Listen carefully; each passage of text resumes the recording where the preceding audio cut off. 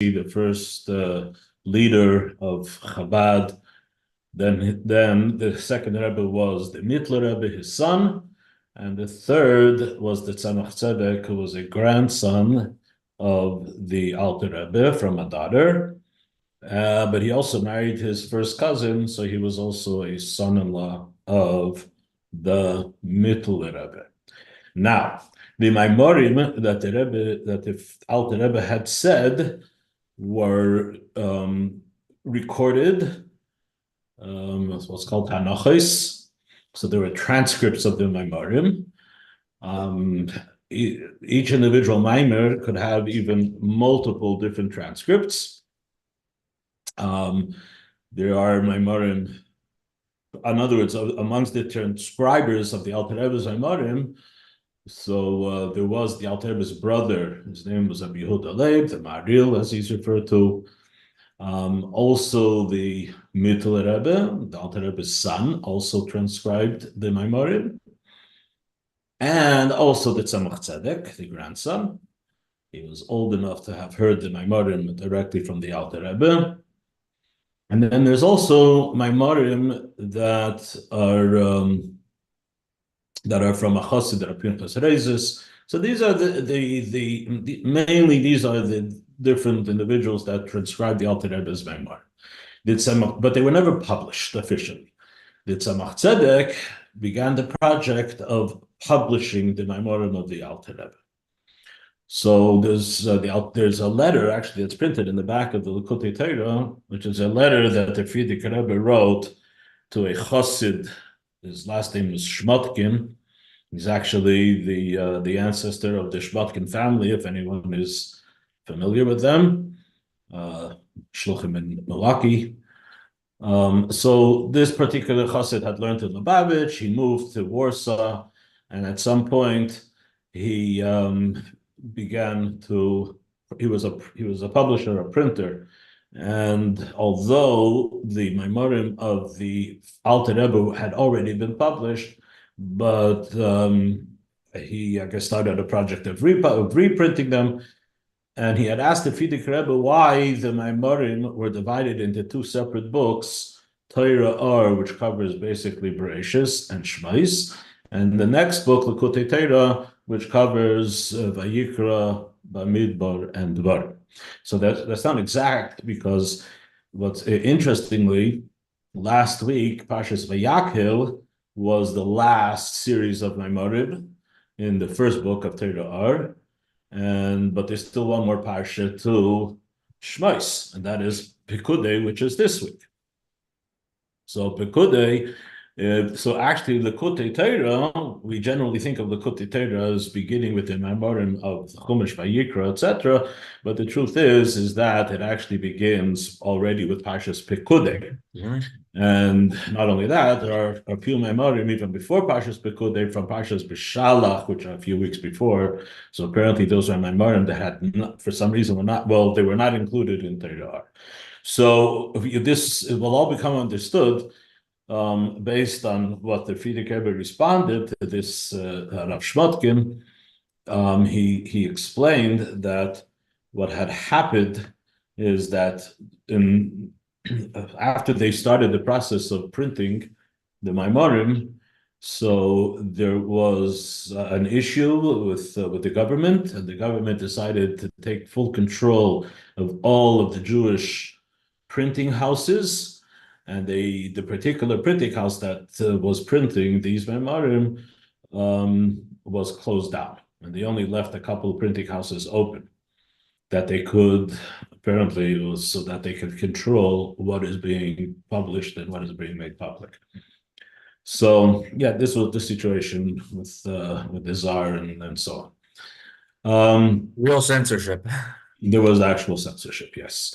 So the Frierdiker Rebbe explains that when they finished the Chumash, the Maimorim of Bereshis and Shmos, that's when the publishing house was closed down. Then, at some point later, when this was done already by a different publishing house that was permitted to stay open, they continued, but they changed the name. And I think the reason they changed the name is because technically Torah R was censored, so they couldn't print it with the same name, and they had to change the name to Likutei Torah. And that's what happened.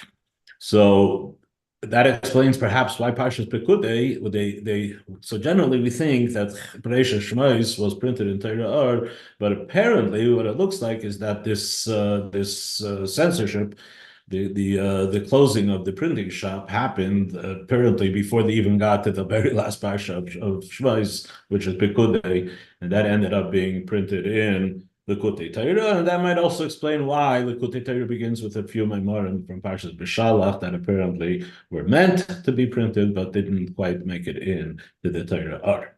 Okay, now the Torah R also has at the very end memorim on Purim of Megillas Esther. So I did say last week that we will start focusing on Purim, and the Mitzvah Shem we will, but before, I would like to first just touch on one little topic that's brought up in the very first chapter of this week's Likutei Torah, we can now say, in Parshas Pekudei. The Alter Rebbe asks a very basic question. We are now in the last couple of weeks, starting from Parshas Truma. So we're talking about Truma, Tetzaveh, Kisiso, Vayakel, Pekudei. All of these parshas are dealing with the mitzvah of building the Mishkan. Okay.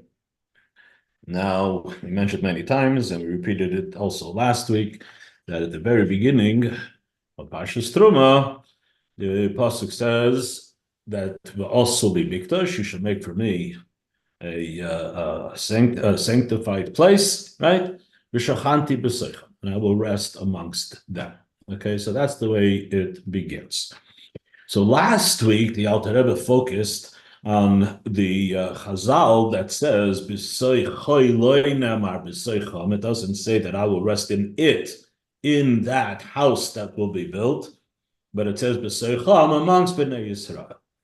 And from this we derive that the way Hasidus, the perspective that Hasidus takes in this about this medrash, is that since Hashem is commanding us to build this Mishkan, and He says that it's so I should rest amongst each and every one of you, this is an indication that besides the physical structure of the Mishkan, there's also a personal Mishkan that every person has within himself. And building of the Mishkan includes also the personal the Mishkan within every single Jew. Okay, so that's a very common topic that's addressed in Chassidus. It's how we take the mitzvah and apply it on what we call in our personal avodah, in our personal service. And this, and again, this was very much the topic of last week's Maimer. And especially, it's interesting that nowadays that we don't have the Mishkan, so we have references in the Gemara and Chazal that we don't have the physical Mishkan. We don't have the Beis Hamikdash, we cannot bring the Karbonos, but nonetheless, the Avodah that it represents on a personal level, these are obviously things that we can do. Not only that we can do, we need to do, we must do, we should do. And not only that, in a sense, it's even more amplified. There's more focus on that, because that is the only way that we can do, for example, the avodah of the Karbonos, absence the actual structure of the Beis Hamikdash, which is absolutely required in order to do the mitzvah of the Karbonos. Okay. In this week's parsha, in this week's Maimer Parshas Pekudei, so the Alter Rebbe actually focuses on the simple pshat, also the mikdash v'shachanti b'seichem, which just on the surface means that I want you to make a mishkan so that I will dwell amongst you, just so there's a place where there's the presence of Hashem. And the Alter Rebbe asks a very basic fundamental question. First of all, why? Like, what's behind this mitzvah, this request for Hashem? So the first thing is that the Alter Rebbe, he refers to a medrash, and this medrash basically says that the reason why Hashem created the world is because this Hashem desired to have a dwelling place in this world. Okay, now again, that doesn't really tell us why. But it says what's behind the mitzvah, some background to this tzivui of this also mikdash. Because Hashem wants to have a presence amongst you, wants to have a presence in this world. Now, this is interestingly, there are other sources, there are other places that that offer some explanation as to why Hashem even created this world, etc., etc. There's that which is mentioned that Hashem has the desire, legalis koychaisov, he wants to reveal his koyach, his capacity, that which he is capable of doing, and there are other explanations. But the bottom line is that the Alter Rebbe elsewhere, the Alter Rebbe says he doesn't reject those other things, but he concludes they cannot be the main reason, and because there are different questions that arise. If that would be the sole and the only explanation as to why Hashem decided to create this world and to put Yidden into this physical world and give them Torah and mitzvahs for them to do. And the reason that the Alter Rebbe says is the most fundamental, the most basic of the reasons is that Hashem has a place. He wants a dira. He wants a dwelling place in this world. And so that's what's behind it. And again, like I said, that doesn't really explain why, but the truth is, and Chassidus points this out, that there's a reason why the Chazal used the term nisav, he desired. And the way there's an expression of a taive frek benishken kashes. There are certain things that a person wants, and the reason why he wants them is because there's some kind of a rationale behind it. He thought about it. He came to the conclusion that this is something that would be beneficial, etc. And so therefore he wants it. He wants it for the benefit that it will provide.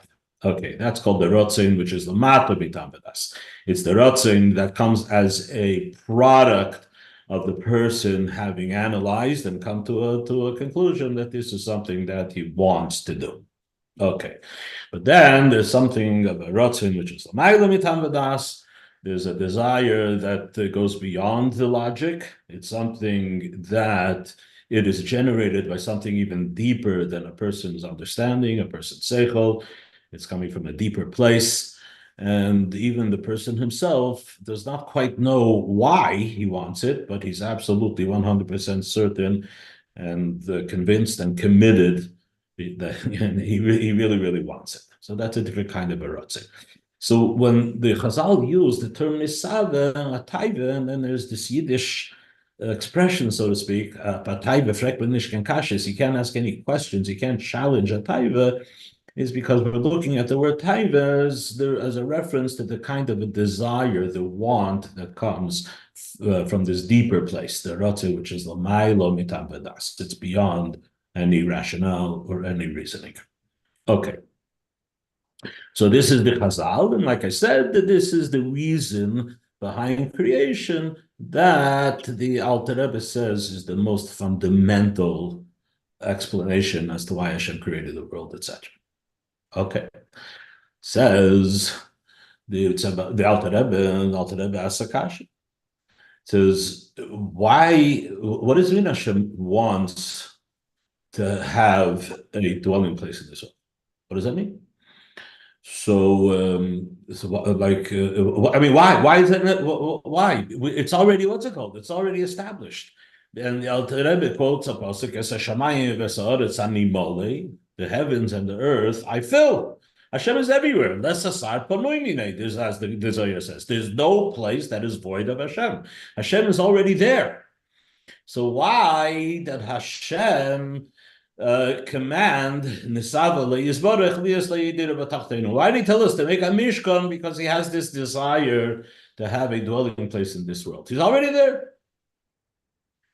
And the answer, in short, that the Alter Rebbe says here already in the very first paragraph of this week's Maimer, the Alter Rebbe says that you have to understand what exactly this taiva, what is this desire that Hashem had, okay? And I'm going to add some words here that the Alter Rebbe doesn't actually use, but these are words based on Sichos of the Rebbe, Maimorim of the Rebbe. I actually have in my possession a copy. So I mentioned my teacher Rabbi Khan many times. Now Rabbi Khan was involved in a project of creating an encyclopedia of terms in Hasidus, of ideas, concepts in Hasidus. It's kind of like styled after what's called the Encyclopedia Talmudis, which was a project that began, sometime in the 1930s, I think, or whatever. One of the people very much involved was actually Lubavitcher Chassid, Rav Zevin, Rav Yosef Zevin. He was one of the editors. I think he might have been even the person that initiated this whole project. It's actually an ongoing project. When he wanted to run for chief rabbi, and the Rebbe told him he should stay in Encyclopedia Talmudis because other people be chief rabbi, but other people. Interesting. Yeah, so he was a chassid. He was clearly a chassid. There are some very interesting correspondences in discussions that he had with the Rebbe in some halachic issues. They're all available. It's all been published. So this is how Rabbi Yosef said. I was mentioning about Rabbi Khan, and the Rebbe wanted very much that he should publish this. It's called what's it called? Chaim. It's not called encyclopedia. I think there was Sefer Erechim. Sefer Erechim. It's called the Book of Erechim. Erechim means topics in Chassidus. And it's actually styled, if you're familiar with Encyclopedia Talmudis, which, by the way, the Rebbe very much supported, and the Rebbe was somewhat behind, certain things that were done in the producing of the Encyclopedia Talmudis. But in any case, this Sefer HaErchim is styled very much, like that, like the Talmudic Encyclopedia. But in any case, when they printed the first volume, so Rabbi Yel prepared what's called a preface, a Hakdama. Okay, the Hakdama actually never made it into the actual printing, but I happen to have a copy of it, of what he wrote, and there he addresses this whole topic, what the Alter Rebbe is speaking about in this Maimer. If Hashem is there anyway, right? So why, like we said, I mean, Hashem of course is everywhere. So why the desire to have a dira leYisbarech b'tachteinu? What do you mean have a dwelling place? You're already here, right? What does that mean?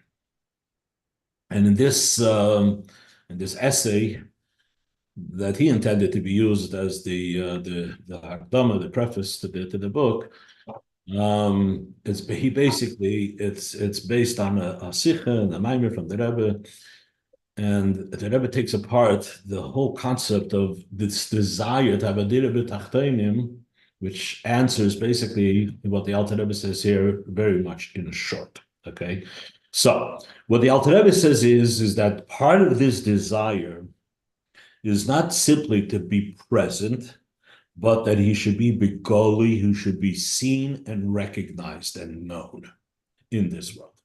Okay? Changes everything. It's not about Hashem being here because Hashem is here. It's about us recognizing that Hashem is here, and not just knowing it in some kind of an abstract way, but literally it should be begoli, it should be revealed. Hashem's presence should be manifested on a level where it's not only recognized by us, but it's recognized by a Yid, for example, which is something that he acquires, I guess, through his attaching himself to Hashem through Torah and mitzvahs, but it should be something that actually the world should recognize. And in the beer of the Rebbe says this is the meaning of Tachtoinim. He wanted that his dira should be in the lowest possible place. Okay. Now, the fact that Hashem is in everywhere, not just in the heavens and in the holy spheres or whatever, but he's actually everywhere, is a basic fundamental idea of Ein Od Milvado. There's nothing but Hashem, and also, the quote that I said before, Leis Asar Padui Minei, there's no place that is void of Hashem. Okay, but if that is merely attributed to the fact that Hashem, however you're going to describe Hashem, but one of the things that you're going to conclude, if Hashem is indeed Ein Od Milvado, if Hashem is the Ein Sof, he is infinite, etc., you cannot put any limitation on the infinite by saying that there are certain places that are void of him. Okay. And this is something that everybody agrees. I mean, I can go off on a full tangent over here and discuss the debate about tzimtzum, whether tzimtzum is kipshutei, tzimtzum is lav kipshutei. Basically, it means that when Hashem, this infinite light, in order to create a physical world, that the physical world itself could be a state of existence that doesn't even recognize Hashem, or chas v'sholom even deny the existence of Hashem. So this could only be as the result of what's called the tzimtzum. Hashem had to reduce that infinite light. Okay, so what ensued, and this is basically something that was discussed by the Ramak in the 1500s in Sfas, and then by his Talmud Darizal, and so that's where the idea of the tzimtzum was developed primarily, and what ensued after that was a debate as to whether this tzimtzum, which basically means Hashem contracted himself, so he created, so to speak, like a void of his infinite self, and whether that means that whether it was a literal removal, which would mean that there's actually a place that Hashem is not there, right? Hashem could create something, a place, a situation, and he's not there. Okay. But the common denominator of all the different shittos, and this is something that the Rebbe writes about, and it's been, there's much been written on this topic. The bottom line is that when you speak about the essence of Hashem, nobody could even suggest that the essence of Hashem is not there. So when we say les asar padui minei, that there's no place void of Hashem, if we're talking about the essence of Hashem, there's no disagreement about that. Okay, there are people who are aware of the debate that took place, but they're not quite aware of this idea that we're not dealing with the essence. Okay. And they mistakenly think that, according to the opinion that says that the tzimtzum was kipshutei, that it means literally, right? It means that the essence of Hashem somehow is removed. This, the Alter Rebbe clearly in Tanya says, cannot even be something to be considered, okay? The issue is this infinite light. So it's a little different than when we're talking about the essence. So the infinite light that emanates from Hashem, and it's infinite, and it's the absolute infinite, by the way, right? But because it's an actual reflection of the essence of Hashem, and it's a full reflection. But it's still, we're not talking about the essence. Okay, so we'll put that aside. That's not even under consideration. So, but Hashem did create a world that, at least from some perspective, there is a void of his existence, right? There is this thing called the tzimtzum. So again, like I said, I don't want to get too much into the debate, but the bottom line is that there's some kind of a phenomenon of Hashem removing himself, okay? So says the Alter Rebbe, when we say Adir b'Tachtoinim, what we're saying is that since Hashem created a situation where there seems to be a void of his presence, okay? Not in essence, but there's a void of his presence. Otherwise, how would it even be possible for there to be this denial of his existence? It could, it happens. How could it be? So there is this kind of a tzimtzum, and the tzimtzum is basically that he's there, but he is not present in the sense that that you could see that he's there. Okay? And this is the Alter Rebbe, is the Shamayim is a reference to the fact that he's there. However, it doesn't necessarily mean that he's openly there. He's not openly there. And that is the point of this mikdash. This mikdash is basically the mitzvah where Hashem tells us that through this mitzvah, you will not only make me present in this world, you'll make me obviously present in this world, openly, right? Begolui, as it says, it'll be revealed that Hashem is there. Okay. Now back to what the Rebbe says. He says so having a deer. I mean the words actually that the Rebbe used in the Sichel, the Rebbe said it's not just having a dwelling place, but he used that Yiddish term, it should be an illuminated dwelling place, okay? And because that like try to imagine, you have a house, but it's dark. Or nobody knows you're there. But that's not what a dira means. A dira means you're there, you're fully there, you're completely there, right? It can't be hidden. And then on top of that, it has to be something that's all inclusive. There's no place that you don't see that. And that's the term tachtoinim. He's there, he wants to be there, he wants to be openly there, not hiding there somehow. He wants to be openly there, but he wants to be there completely everywhere, right? And he doesn't want to be there because he's able to be there. He wants it to be b'tachtoinim, meaning that the tachtoinim agree that he's there.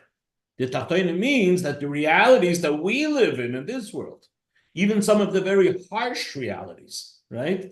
In the very harsh realities where it's very easy to kind of lose your faith in betachim, and somehow feel like Hashem is completely void, right? We don't have to go too much into the description of that, but we all know that there's, this exists, this happens. So that just being there, right, is not enough. It has to be where the tachtoinim on their own are able to actually recognize that he is truly there, and not only that he's truly there, he can be seen and recognized. Okay, there's a song. I think it's from Reb Nachman from Breslov. It's based on something that he said that I feel in the worst of the halamis, the worst of the hester, and the deepest places, the darkest places. Hashem is certainly there. So it's not just about having this emunah that Hashem is there.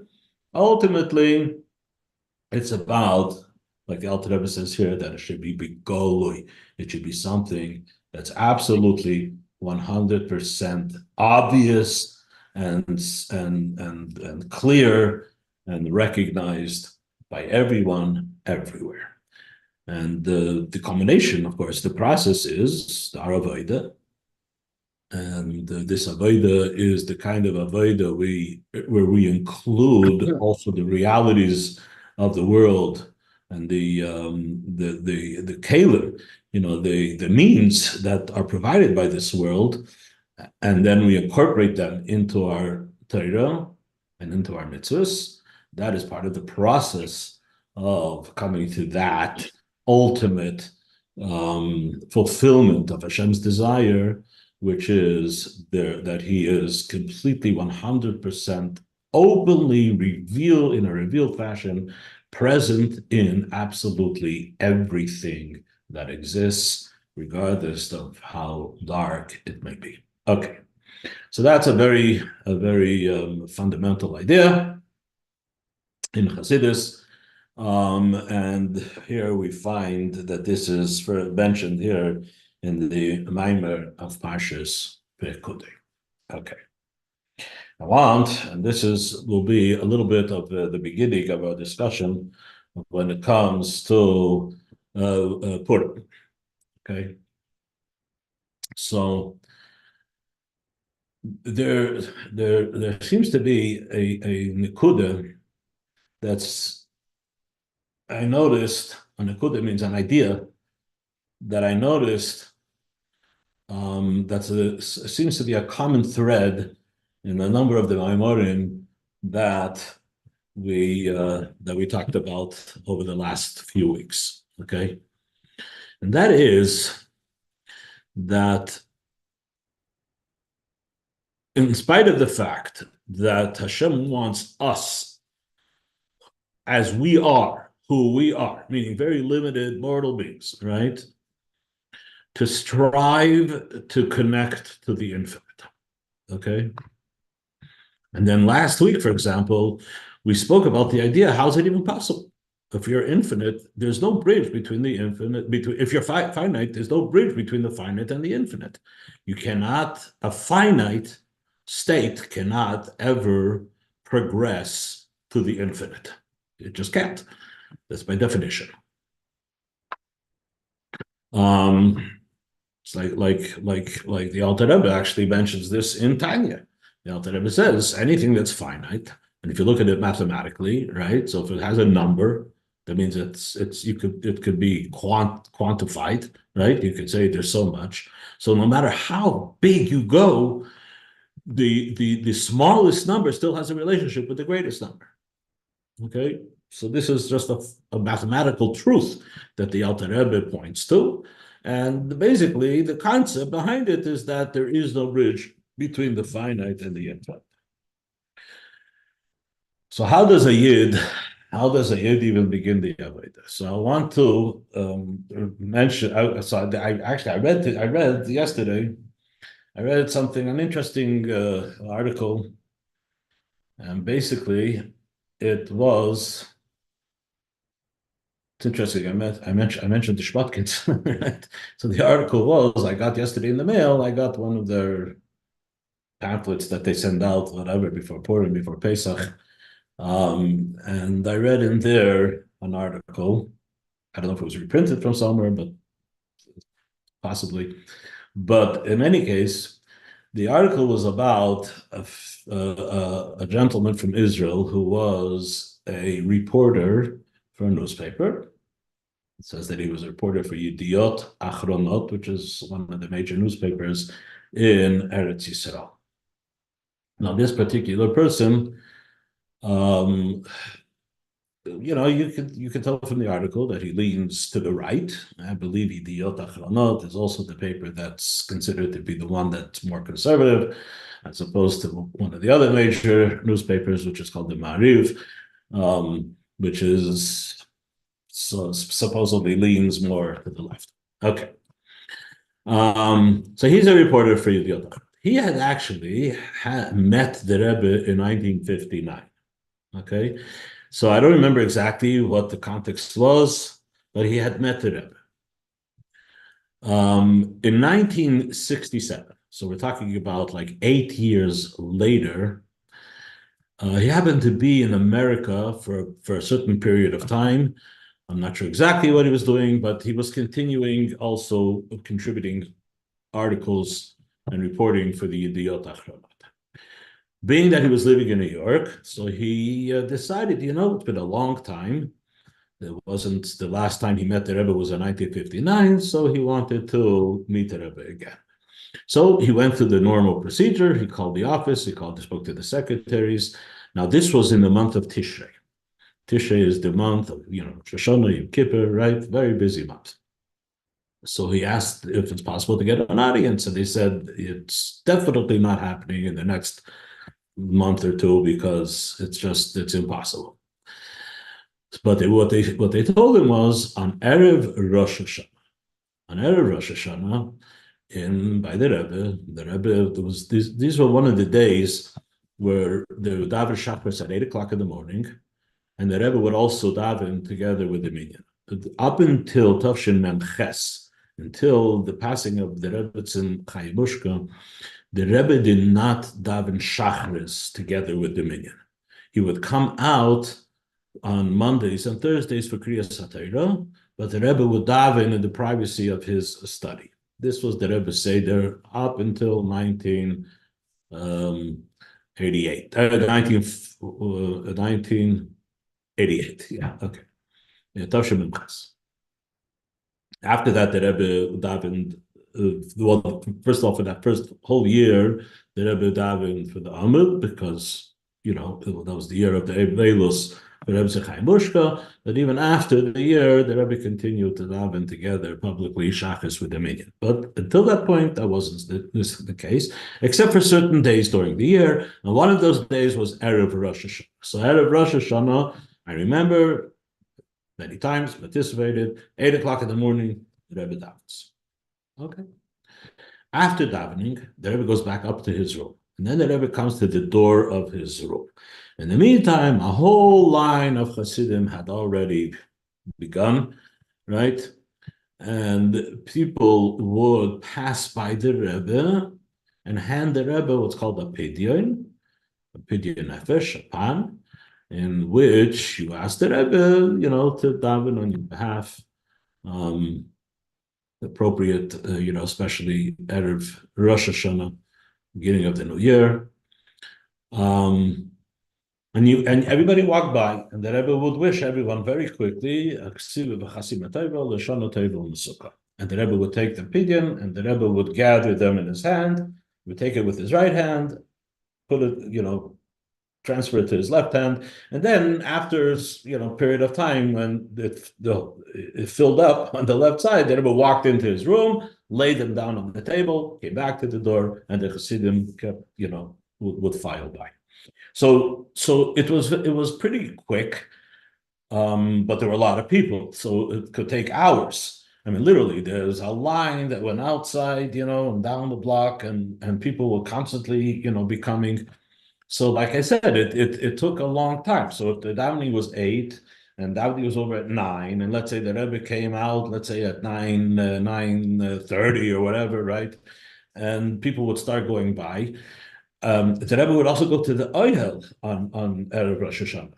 So the Rebbe would be standing from after Shachris until the time that he would go to the Ohel, which would be maybe 11 or 12 o'clock on Erev Rosh Hashanah.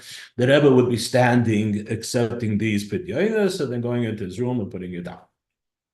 I'm saying this, I mean, it's not necessary for the story to tell all of these details, but I think it's also a good idea, to review some of the things that took place. I mean, many people are very interested and they like to hear.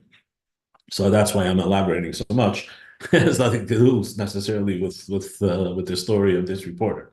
But so I'll add also that when the Rebbe would come down to davening on Rosh Hashanah, so then the secretaries would be walking behind the Rebbe with these big bundles wrapped in brown paper with string around them. There were maybe 4 or 5 of these bundles. And when the Rebbe would go to his place in the front of the shul, there was a little table there, and all the bundles would be sitting on the table. When the Rebbe went for his aliyah, which would be maftir, the first, in the first 2 days of Rosh Hashanah, so the Rebbe would, when he would go up to the bima where they would read the Torah, these packages, these pekalach, would follow the Rebbe, meaning the secretaries would take them. It took at least 2 of the secretaries because there was quite a few bundles. Each bundle was, whatever. Now, these bundles, apparently, these were the pidyonos that the people have given the Rebbe on Erev Pesach.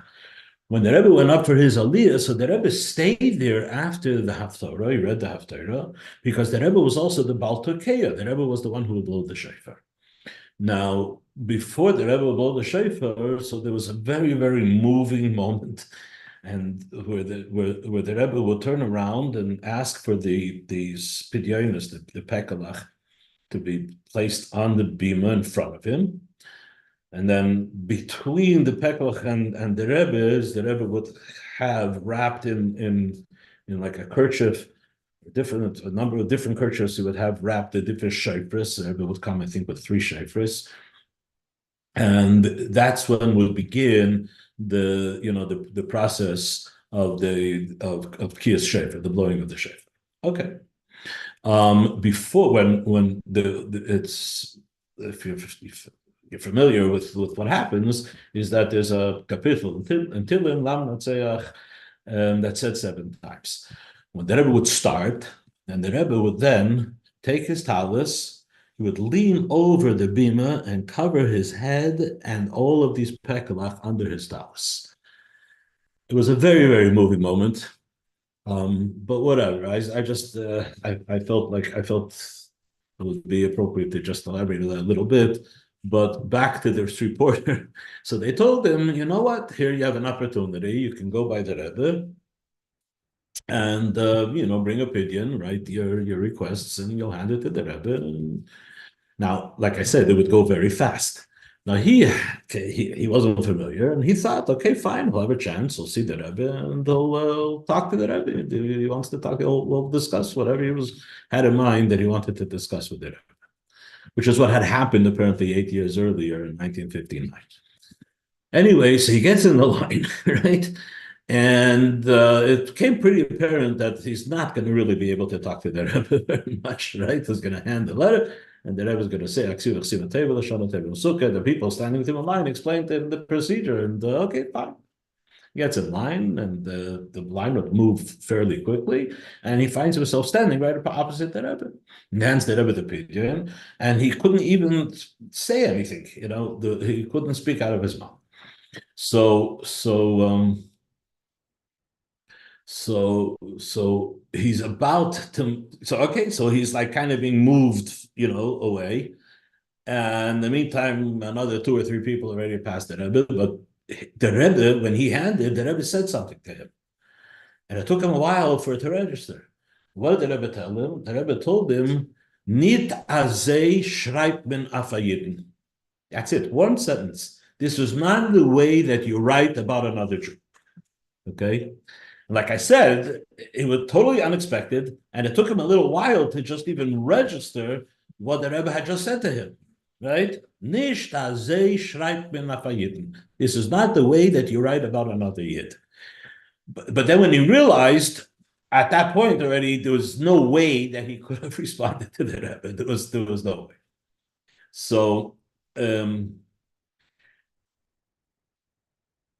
not sure exactly how this happened, but maybe he went back into the maskiros, or maybe he did try to attempt, and the Rebbe said to him that you'll come back in a few days and I'll explain. So I don't know if that happened face to face, or if that happened when he went into the maskiros and he said the Rebbe said something to me, and he wasn't sure, and he wants to be able to continue that conversation with the Rebbe, and the Rebbe said you'll come back in a few days and we'll talk about it. Okay. So he speaks to the maskiros, to the secretaries, and he says, the Rebbe said he wants to talk about it. So they said same thing. He said, listen, there's no way that you're going to get a private meeting now. But in a few days will be the 6th of Tishrei. On the 6th of Tishrei is the yahrzeit of the Rebbe's mother, Rebbe Tzimchana. That had happened in between 1959 and 1967 and 1964 actually. She had passed away, and it was on the 6th of Tishrei, and the Rebbe held a Farbrengen every year on the occasion of the yahrzeit. So come to the Farbrengen. Okay, so he came to the Farbrengen. He said there's thousands of people, and he said the Rebbe actually kind of acknowledged his presence. He says, at the Farbrengen, he said, at some point, the Rebbe started speaking at Sikha. What was the Sikha the Rebbe was speaking? So the Rebbe addressed something that it says in the Gemara Sukkah. In the Gemara Sukkah, we find that brings a Braise, and in this Braise, there's a machlokes between Rabbi Eliezer, I think, and the Chachamim. So, what does Rabbi Eliezer say? We all know that the halacha is that to do the mitzvah of lulav on the first day of Sukkot, you cannot borrow the lulav. It has to be yours. Because it says, "L'kachtem lochem." You shall take to you. And from this, we learn that you have to own the lulav that you use. So practically, even though not everybody actually owns a lulav, but when somebody gives you their lulav, it's many people actually have the practice of saying, "I'm giving it to you, but I'm making a condition that you give it back to me." So technically, when he does the mitzvah, it's actually his because it was given to him. The question is, what about the sukkah? So the first night of Sukkot, we have a mitzvah that we have to go in the sukkah and we have to be mekayim. We have to do the mitzvah of eating in the sukkah. Now, about sukkah, it also says loch. Shivas yamim sukkah pasaloch. I don't remember exactly the pasuk. And the Rebbe says, likewise, the sukkah has to be yours. Come the chachamim, and the chachamim say no. And what's the proof? The proof is because the pasuk says, "Kol ha'ezach b'Yisrael yeshu b'sukkos." All the dwellers of Israel should sit in the sukkah. Say the chachamim. What do we learn from this pasuk? That ruyim kol Yisrael leishev b'sukkah achas. All Yidden can sit in one sukkah. It doesn't have to belong to each one individually. Anybody could sit in a sukkah and be mekayim and fulfill the mitzvah of sitting in a sukkah. So, okay, so this is what the Chacham said. This is actually the halacha. You don't have to own the sukkah that you're sitting in and doing the mitzvah of sitting in a sukkah. Chassidus, I mean, this pasuk, I mean, I'm sure it's not just the Chassidus, but many of the Darshanim quote this Gemara, they quote this pasuk, Kol Yisrael, Kol Ezrach b'Yisrael, Yeshu b'Sukkos, and the way that the Gemara says that Ruyim Kol Yisrael Yeshu b'Sukkah Achas, as there's something about a sukkah, where a sukkah unites all Yidden, and therefore anybody, could be sitting in the sukkah and it doesn't matter. So here the Rebbe started talking, and this reporter realized that the Rebbe was talking and responding, explaining what the Rebbe had said to him when he went by on Erev Rosh Hashanah, and he handed the Rebbe a picture. What did the Rebbe continue? The Rebbe said that sitting in a sukkah, he said you can have in the sukkah, you can have a yid that's a tzaddik gomor, right? But when the Chazal said that Ruyim Kol Yisrael, all Yidden are worthy of sitting together in the sukkah, it doesn't qualify what that yid has to be, other than the fact that he's a yid. So he says the other yid can be someone who completely rejects Yiddishkeit, he rejects everything, and yet it's ru'uyim. It's still befitting that they should sit together in one sukkah. Okay, so he realized, the Rebbe is talking directly to him. What's the pshat? The Rebbe is talking to him. He said what happened just before that. There was a member of the Knesset. His name was actually Wilner. He was a Yid, but unfortunately, he was the head of the Communist Party.